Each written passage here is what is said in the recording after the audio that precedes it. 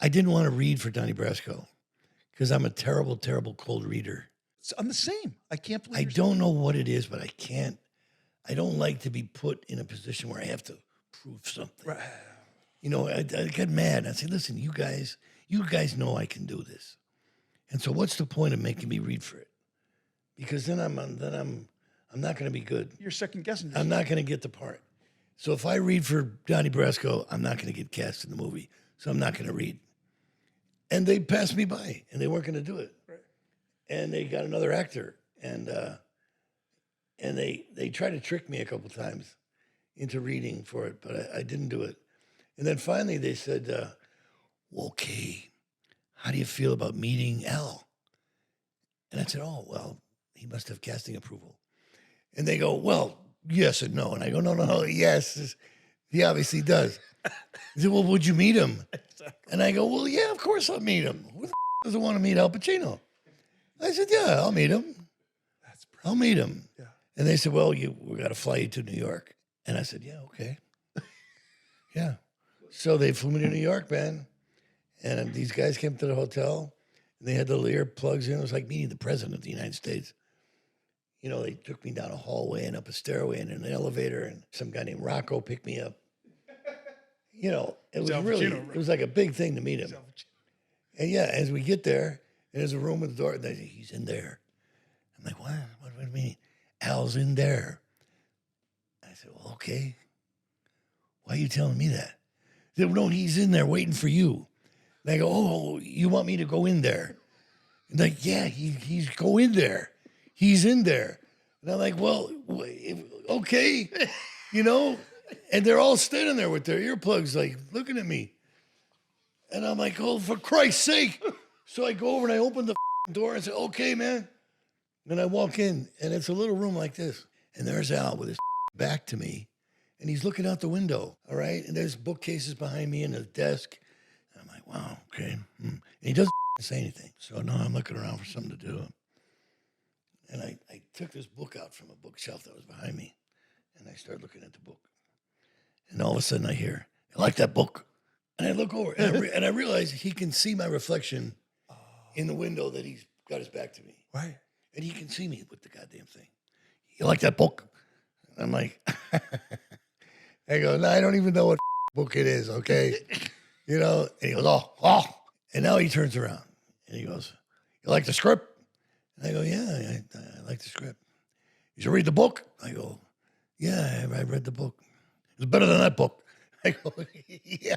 Did he say that? Yeah, he did. And he goes, anything about a script you don't like? And I said, yeah, there's one thing. You know, in the book, Sonny Black has birds. He keeps pigeons on the roof, you know, like Terry in the waterfront, you know. Right. He's got the birds on the roof. He goes, oh, ha. You don't get the birds. Like, what do you mean? He goes, I get the birds. I get the birds. Birds for me. And I go, okay, all right.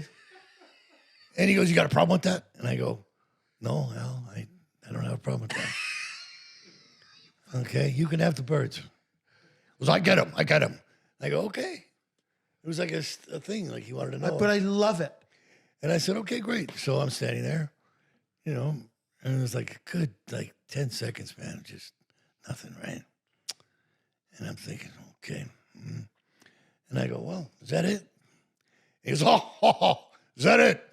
And I go, yeah, is that it? He goes, I don't know. I said, you don't know? And he goes, it was so awkward. It was so awkward. I go, yeah, I guess that's it. And he didn't even answer me. And he turns around again. He's looking out the window. Do you think he was in character? I don't know. He might have been in freaking character. I don't know, but I left. And I thought, okay, that's it, man. I'm not going to be in this movie. And I went back to the hotel, and I got in my room, and I'm sitting on the bed. Like, oh, well, you know, I got to go back to L.A. And the phone rang. It was my manager, and he said, oh, you're doing Donnie Brasco. Just like that. And I never would have got it if I had read for it. I probably would never have even met Al if I had read for it. Right? There's no way you would have.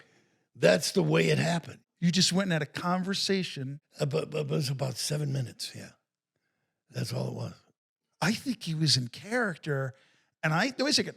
But I think, listen to the first word. You like the book? Like, he You like that book? in You character. like that book? Yeah, I know. It was very lefty.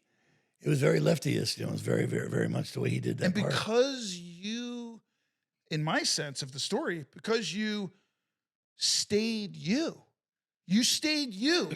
You know what I mean? You just did like, what do you want to do? You're like, It was I'm him. here. I mean, They said come here. You know what I mean? It's Al Pacino. I mean, what am I going to do? You know, I mean, you know, you like that book? Yeah. What book? I don't know what book it is. I just took it off the thing. You know, I mean, I didn't know what to talk about. The birds, man. You know, So I wait, get the birds. But that's the next observation. And you watch the movie, and there's no birds in the movie. They never even gave it to him. It's not even in the film. But that's my point of why I'm wondering, was he Nobody a had him. character? Because you were saying something like maybe if he's listening to you in that room and he thinks you're the character, he's going to go, I get the birds. You know what I'm saying? No, sure. No, I get that, yeah. He was wonderful when we worked on the picture. I mean, I probably never had a 5-minute conversation with Johnny Depp. Right. You know, Johnny's like, he's not even in the same room with you. Okay, can I say something now? But Al, man, he was every day. Al even showed up and was off camera for me.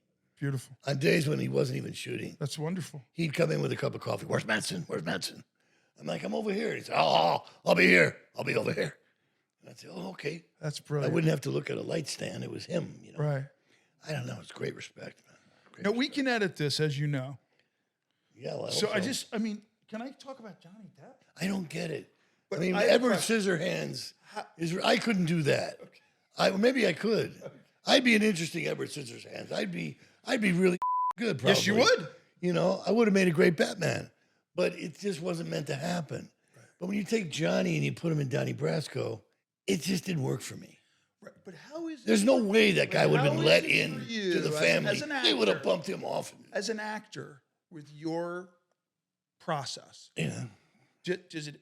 And I know the answer already, but how is it when it hits you that like, oh, I'm in a movie, we just did a table read, I have scenes with that person, and they're not very good. Not Johnny. I just mean, No, it's happened to me before. It's happened a lot of times. It's tough, but you got to ask yourself, look at how lucky am I to be in this? right. I'm in it, and I'm lucky to be in it, and that guy's going to be that. Okay, then I have to make it work somehow. Right. You know, if this doesn't work for me, but I'm not the one who's putting up the money for this. I didn't write it. You know, I'm not directing it. I just have to be this other guy, and you have to deal with it. Yeah. Steven, you know what I mean? Yeah. You know, you just have to do But what it now is. I'm going there. So with Depp, was there any moments with Depp where you were performing opposite him and you went, "Oh, this guy's terrible"? Yeah. Yeah. I was trying to sugarcoat that a No, little bit, but there really no wasn't way to do terrible. It it. was just boring. It was like lifeless. I can't believe you're saying that. There was a That's lifelessness to it that I couldn't comprehend. It made no sense to me. Mm. You know, I'd see Bruno Kirby pouring Johnny's Cheerios, you know, in his trailer. Yeah. There's Bruno pouring Cheerios for Johnny. Why was he doing it? Some method thing? No, they were just hanging out, I guess. But it was the something happened to me and Johnny in the Viper room. As a matter of fact, I'd like to tell the truth of the story if I could. But I went to see after Donnie Brasco. I had went to the Viper room one night, and Al Pacino was there actually, and there was some band playing or something. But I knew Johnny owned the Viper room, right? And so whatever, you know, he's there, and you know, we were never friendly to each other on the movie. Well, you're intimidating, Mike. Well, there's something weird. There's a whole other thing happened that I could tell about. But the bad guys, the real guys, set me and Johnny up one time. They did a really mean thing to Johnny. And they put a big rubber rat in a room that had a battery in it that made it move in a big rat trap. Right. And they made me push Johnny in the room. Right. And they closed the door and locked him in there Right. with the rat. And when he came out, he was white-faced. And they said, that's because you're a rat. In the movie, you play a rat. You see it. But it was all in good humor. Right. You know, they weren't going to beat us up or kill us, but they were letting us know you're playing us, guys. This is the we So do. be real about it. Right. You know what I'm saying? Yeah. But after that day, Johnny didn't want to have anything to do with me because he thought I had befriended them in the rat trick thing. Oh, weird. But anyway, we're at the Viper room. And these two guys, well, there's one guy, he starts nudging me at the bar, right? Oh, so you're, you know, in this movie with Johnny and that kind of thing. You know, it's probably happened to you before. And you're like, no, man, hey, you know, I don't know you. And yeah, I'm in the picture, so what? But it became an aggressive thing. And I was like, okay, man, I don't want to get in a fight in here. And so I went in the bathroom, and someone comes in the bathroom, and the lights went out in the bathroom. And I'm like, holy man. But I was in the stall, not at the urinal. Right. I'm in a stall. Yeah. And bam, the stall door like hits me. Right. You know, and I turn around, and it's total darkness. And somebody hit me right in the face. And I fell back against the toilet, and it ruptured the glass tank on the back of the toilet, the porcelain tank. Yeah. And all the water came rushing out. And I got up, and I came through the door, and this other guy was there, and it was the one that was being a jerk at the bar. And I got a really good punch right in his mug. And he fell back against the paper towel thing, and he hit it so hard that it came off the wall. All right, and just then, Al comes in the bathroom. Oh, yeah. Let me introduce you to my little friend. No, he comes in, and he's like, oh. And this poor guy bounced off the wall, and all the water's rushing through from the broken toilet. And I'm standing there, and Al's looking at me, and the two of them run out, and I'm standing there looking at Al. And he goes, oh. And I go, yeah, man, what the f-? And I walk out of the bathroom, and I go back over to the bar. It's really crowded. And I'm looking for these and they were nowhere around. And all of a sudden, this big bouncer comes over. He's a big guy, man. And he says, you got to go. And I said, okay, man.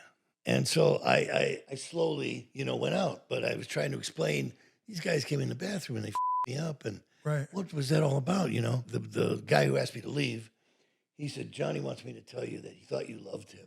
And I'll never forget that. And I said, well, I don't know, what does that mean? What did that mean? I don't know what that meant, right? Coming from Johnny. And then, right? And the next day, I got his agency calling my agent, saying Michael Madsen made a big problem in the Viper Room last night. He broke the toilet. Listen, I don't think Mike Madsen's going to miss the Viper Room very much. No, I never went back there. I never went back. And no skin off Mike Madsen's ass, I assure you. Well, we hope you're enjoying One Bad Movie. And if you are, hit the like, hit the subscribe, very important. We want One Bad Movie to keep on growing, keep on getting bigger, keep on getting better, so we can have more fun guests for you. See you soon.